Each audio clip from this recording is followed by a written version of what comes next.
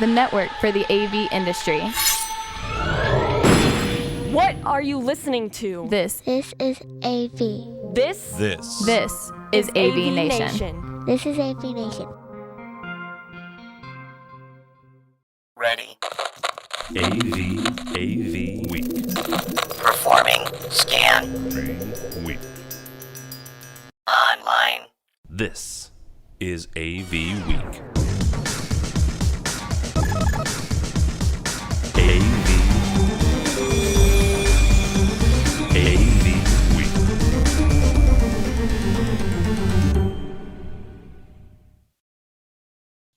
This is AV Week, your weekly wrap-up of audio-visual news and information. My name is Tim Albright. I am your host. With us this week, you know him, you love him. I am certain you have taken some sort of audio class with him. His name is Pat Brown. How are you, sir? Great. How are you doing? Doing well. Thank you so much for joining us. Thanks for having me. Absolutely. Also with us from High Vision, his name is Cody Clevin. How are you, sir? Great. Thanks for having me. I think this is the part of the show where I say long-time listener, first-time caller. Is that right? Yeah, absolutely. There are a couple other more famous call-in shows that have that, but yes, I appreciate it. All right. I used to work in talk radio, so yes, that was anyhow. Talk about a couple different things this week, partnerships as well as best practices, and if we get to it, we go pick Cody and Pat's brain about how to rehab a system.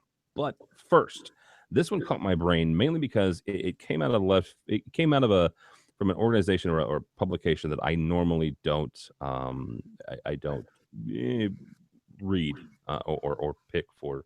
Hang on, there we go. I love auto starting videos. It comes to us from International Business Times, and this is from International Business Times. The story is this: Melinda Gates is launching an initiative to get more women in tech, quote unquote. Melinda Gates is launching a new initiative that will be dedicated to getting more women in tech-related fields and keeping them in STEM fields. For Gates, co-chair of the Bill and Melinda Gates Foundation, the world's largest private philanthropy, this endeavor is personal. Now, she goes on to talk about how when she started in the tech industry, there weren't very many women engineers or programmers. Cody, I want to start with you on this. As it relates to AV and it relates to the AV industry, well, I guess, how do we do this? How do we encourage more women to get into this industry? Is it things like the WIN initiative from Infocom, the Women in Infocom Council, that more than just women are involved in it? Is it getting in on the ground level when it comes to high schools, right? Encouraging women and young ladies in high school to get involved in the STEM. And by the way, we're in the middle of AV month, so that's not a bad idea. If you're an integrator or a manufacturer, go to your local high school, say, hey, there's this great industry out there.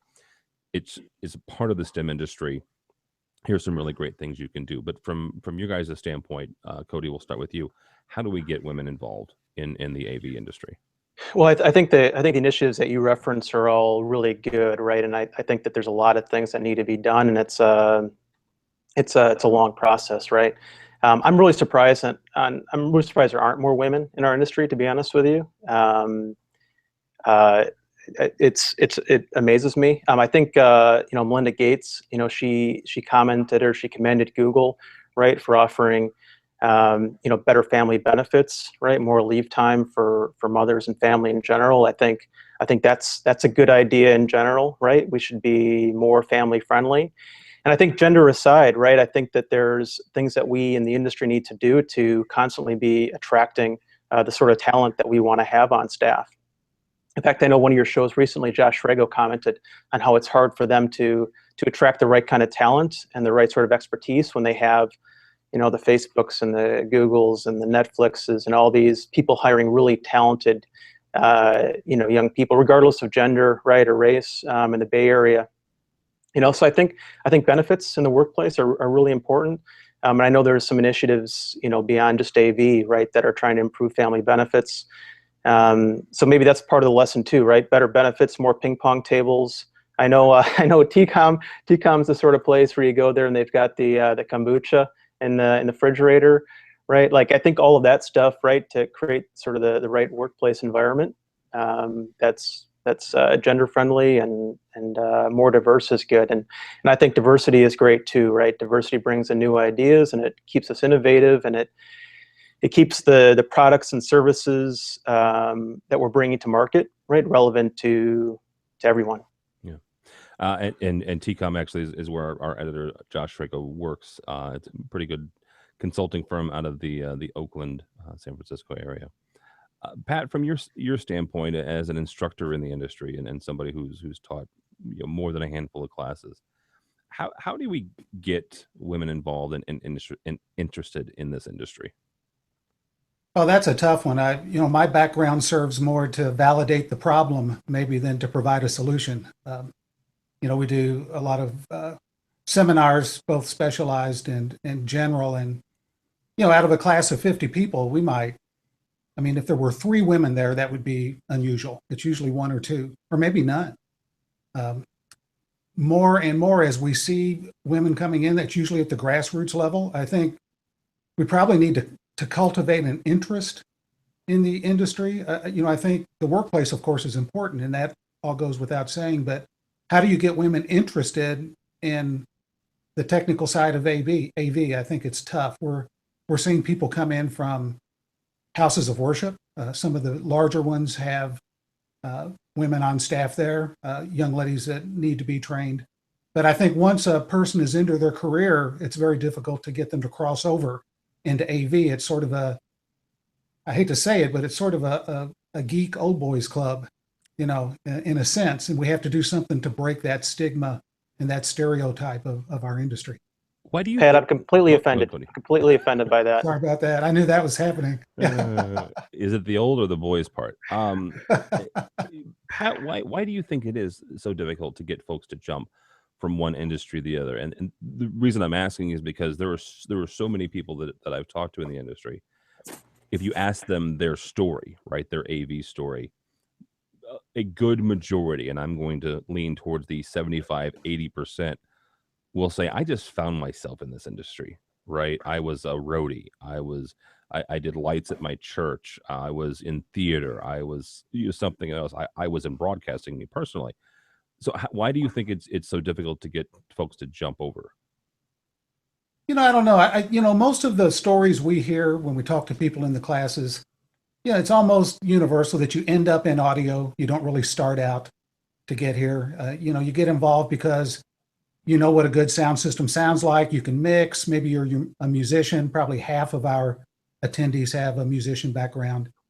I think part of it too is that, in this day and age, there's so much information and knowledge and expertise out there that once you start down a path and learn and gain certain skills, I think it's harder than it used to be to jump into something else because you're starting over in something that there's already people that are working in and have experience. And I think 20 years ago, it was easier to change fields than what it is today, given the level of expertise required, especially in the technical field. Yeah, absolutely. All right, we're going to talk next from our friends over at AV Network. This comes to us, a young man by the name of Ron Lewis wrote, "Best practices for avoiding or dealing with scope creep." And I'm going to read you one of his quotes. "The first key to avoiding the chaos of scope creep is simple. Demand a complete scope of work." Which is a great idea. And if you get it all the time, please call me and let me know because you win a prize. Because it doesn't happen, right? A complete scope of work simply does not happen a good portion of the time. Yes, you're going to have clients who know what they want and you can walk them through and develop a complete scope of work. But Pat, we're going to start with you on this one. From your standpoint and from your experience, how would you advise an integrator or even a consultant who's walking through a project to avoid or deal with the ever-present scope creep of a project? Just this past year, I was on the opposite side of this argument. We were developing a new website, and the company we contracted to do that was establishing the scope of work. And one of the problems we had was that we didn't really even fully understand the work that was going to be done, let alone how to limit it in scope. And so what happened was that the wording was so vague that it was almost impossible to enforce. And what we kept hearing over and over again as the project progressed is, well, that's out of scope. That's out of scope. But in our minds, from day one, those things were clearly in scope, at least as far as our understanding of the project. So I think it begins with communication. I think both sides have to understand enough about the process to do a meaningful scope of work. And that's not necessarily easy because it requires education on both sides of the discussion. Good point. So who then in I guess from the integrator side, who's responsible for that education of you, the end client? Is it the salesperson? Is it the sales engineer? Who would you expect to do that? Yeah, I would. At the grassroots level, whoever I'm interacting with on the project, I would expect it to be them, because I want that one person to be my go-to. But if it goes beyond their scope, I want them to be able to go up the ladder and bring the next person in, whether that be an engineer or a different salesperson or whatever. So I would prefer primarily to deal with one individual, but only more if necessary. Okay. Cody, from your standpoint, manufacturing, as you're helping your integrator clients and your folks, how do you avoid or deal with, I guess, like I say avoid, I shouldn't be saying avoid because there's a lot of times you can avoid scope creep, but how do you deal with it? How do you manage it? Yeah, so for starters, as a former quota carrying guy, like I think scope creep has a bad connotation. Like I think that's an opportunity for upsell. Okay. I really think it's the difference between great salespeople, great sales engineers, and everyone else. The difference is great salespeople, great sales engineers help establish a vision with their customer, right? They educate the customer on what's capable, what technology is out there, what they've seen other clients do. And what they should be doing is helping guide the customer and exposing the customer to everything that's possible. And then developing a scope of work, a bill of materials that meets that vision that's agreed upon between the sales and design people and the customer, right? Like I think sometimes it's easy, especially when we're working on a lot of projects simultaneously. It's easy to listen to the customer and do a quick job of jotting down the requirements and saying, hey, is this good enough? Signing off on it, and then you start going. And you really never went down the rabbit holes of what's possible, what the customer may want to do, what they may want to do 6 months from now or 9 months from now, once the budget's been approved and the design's been approved and the company maybe grew a little bit and whatever else, right? So I think we need to be a lot more consultative on what's available and helping establish vision with a customer. That's a good point. Is helping them along the way and helping them, kind of to Pat's point, educate them on what it is they need and what problem they're trying to solve. Yeah, the reality of it is that the customers don't know if they don't know, right? Like they're not experts on audiovisual stuff. They're not experts on unified communication or streaming or anything like that. And so it's our job to educate. That's why we all, go to the big trade events and educate ourselves, right? Yeah, absolutely. All right. From AV Interactive, our friends over at AV Magazine, Absen and Clear Channel are partnering for the Helsinki Vantaa International Airport. This is not necessarily about the Absen and Clear Channel partnership, although good for both of them. Absen is an interesting company. They just recently, in the last 2 or 3 years, I want to say, entered the U.S. market.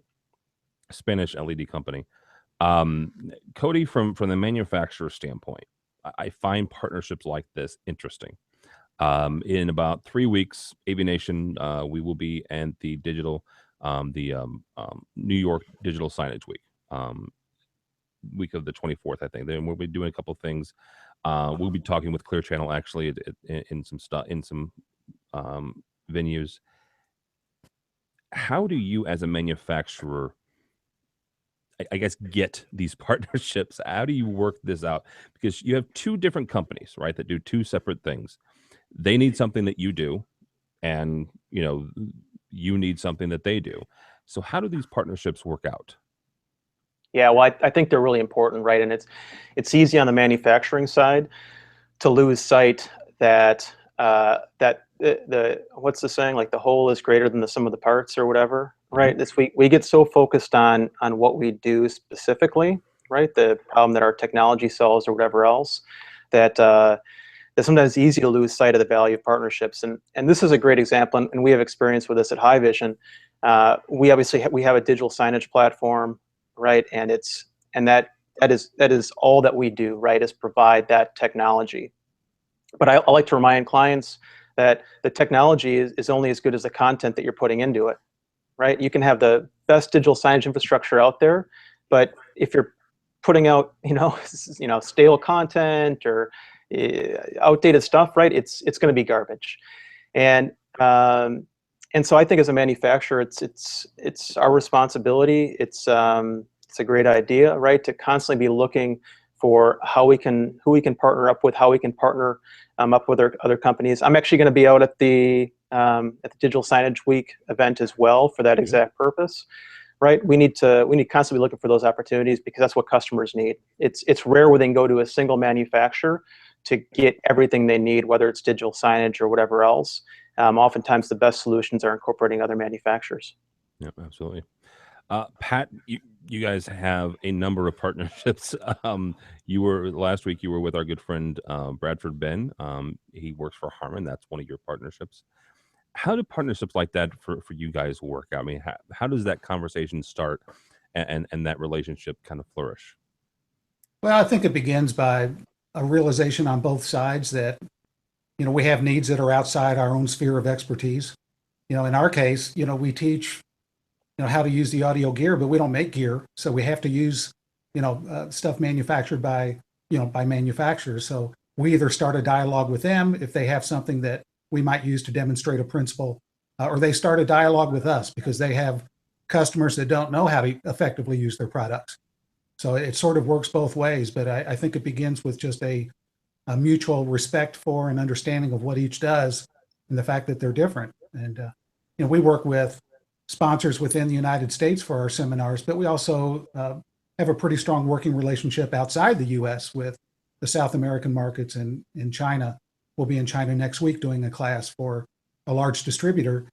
And we encounter, they've got significant manufacturing capabilities, but they also recognize that there are things they don't have that they need to, pull in outside companies to offer. So there's a mutual benefit there in working with the Chinese companies in that regard. And so it's a recognition from both sides that, again, kind of like what Cody said, that each of you have something and both of you together can create something even greater. That's exactly right. Because the manufacturers, they don't manufacture, they don't necessarily know that manufacturing requires education, that their box is no better than the person that's deploying it. And so that's sort of where we come in. And we like to say that we do the parts of it that they don't want to do, that we teach the fundamental things that would allow them, that if they have a seminar, to just get onto what their box does rather than teaching the basics of audio that apply to all of the product. I'm sorry, I'm writing down what you just said about the box being no better than the person deploying that. That's freaking awesome. I'm not going to steal it. I'm going to borrow it and attribute it to you, but oh my gosh, that's awesome. All right, last story here. Miami Heat's arena improving its audio. This is from our friends over at Commercial Integrator. Miami Heat, the American Airlines arena where the Miami Heat play. Apparently, for the last 15 years or so, they've kind of been doing add-ons to the venue itself. And recently, they went through a renovation and brought in Dante, right? Pat, I want to start with you on this, and we're going to take it a little bit different than what they actually did at the venue. They came in and they put Audinate all the way through. But if you're walking through a system, you're walking through a venue, whether it's a large venue like the American Airlines Arena or it's a small 200-seat house of worship, how do you advise the integrator or the consultant when you're doing a rehab? Like what are some of the parts and pieces, the check boxes that you have to check off when you've got to replace X, Y, and maybe even Z? I think the most important thing is to do it in the right order, because we tend to think of systems in terms of signal flow from input to output. But when you're doing sound in large facilities, you have to start with the loudspeakers. And the loudspeaker selection and placement has to be based on the room acoustics. And we have to understand that the decisions we make there cannot be corrected electronically later. So unless I get the right loudspeakers in the right place. It doesn't matter if it's Dante or analog or AES3 or whatever that's being used to transport the signals. So we do a lot of training on site surveys with regard to room acoustics and selecting the proper loudspeaker directivity that's needed to achieve speech intelligibility. And once you know some things about the required loudspeaker, then you can go shopping for whatever brand it is you're going to deploy, whether it be JBL or EAW or Danley or just whatever it is. There's lots of choices once you know the required specifications of the loudspeaker. Everything else comes after that. All right, very good. Cody, kind of same question for you, only on the video side, as you're advising your folks to if they're doing a site survey, like Pat said, and they want to do a rehab of their video system or the digital signage system. What sort of things are you telling them to look for? Well, when I read this article, the first thing that came to mind is, when a team is going to offload a bunch of player salaries to somebody else, right? Like maybe that creates budget for, like maybe those are good. Maybe those are good opportunities for us guys in the AV industry, is when you get rid of LeBron and Dwayne Wade. Hey, you know what? No, I'm in St. Louis. We got rid of an entire team. So. Yeah. So yeah, what to look out for. There's obviously a lot of technical things that you can do with video when video's over IP. One of the things I took away from this article in particular, right, is it mentioned how the venue itself could be more nimble, right? Like it was more flexible in terms of what type of event was being hosted. Like is more configurable based on having the Dante audio system. And we see a lot with that in video as well, right? Once you have video over IP, and it doesn't matter if it's a stadium, right? Or we do a lot of healthcare facilities.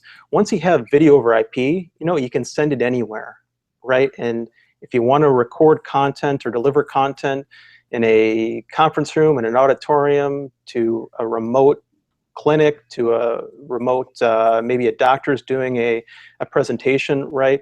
Once you have an encoder in that room and it's on the network, you can deliver it anywhere, right? And so those are great opportunities for us to deploy video, on the network and essentially have what they're able to do with the Dante system in Miami is have essentially a really large, video network, right? A video distribution system where you can take video from anywhere to anywhere, and it creates a lot of flexibility, maybe new revenue streams. Yeah. In the case of Miami, right? Those are, I like to sell value like that, new revenue streams. Like the customer wants to hear that. So is it also a chance for the integrator, and whether it's the AV integrator or it's an IT integrator that you're working with, to evaluate the infrastructure, the network infrastructure, to make sure that it's going to handle what you're going to suggest? Oh, for sure. Yeah, you're absolutely right.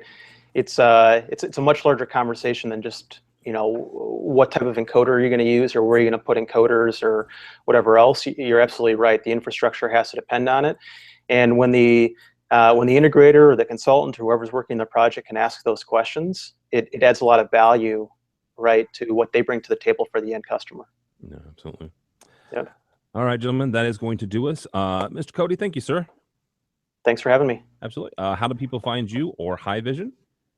www.highvision.com. You can find me personally on LinkedIn. Email address is cclevin@highvision.com, or you can Google me. Or you can find me maybe running out on some trail somewhere, some national park or marathon or something. Good luck with that. I'm all right, thanks. Going to be in New York with me on New York Digital Signage Week. You'll probably find him, jogging around Central Park that week. So I'll be there. All right. Pat Brown, thank you, sir, so much. Thanks for having me. Absolutely. If folks are interested in taking a SynodCon class, how do they do that? And I know you've got a special one coming up in November. We do, yeah. You can just go to our website, www.prosoundtraining.com. And we have both online classes, we have in-person classes, and then we have this upcoming special emergency communication system workshop coming up in Alexandria, Virginia. That's 4 days, dealing specifically with what I just described a few minutes ago, and that's achieving intelligible speech for life safety announcements in large venues. So that should be a lot of fun. Have a lot of good experts coming in on that. All right, very good. Thank you, sir. For me, personally, don't follow me on Twitter, but go by the website if you would please, avnation.tv. avnation.tv, a lot of really great people have done an awful lot of hard work. I was not one of them on the website, so check that out if you would please. I mentioned we'll be in New York for New York Digital Signage Week. If you're going to be there, please give me a shout or drop me a line, tim@avnation.tv. Let's connect on one of the, oh my gosh, dozens of events that are going on that week. I'll put a link in the website on where you can go to find out that. Also, check out some of our other shows. We've got a weekly residential show, strictly deals with residential AV. Matt Scott does that, as well as our education, our programming show called State of Control, and our social media, AV Social, as well as a ton of others. All that, though, is at the website, avnation.tv. avnation.tv. Thanks so much for listening. Thank you so much for watching. This has been AV Week.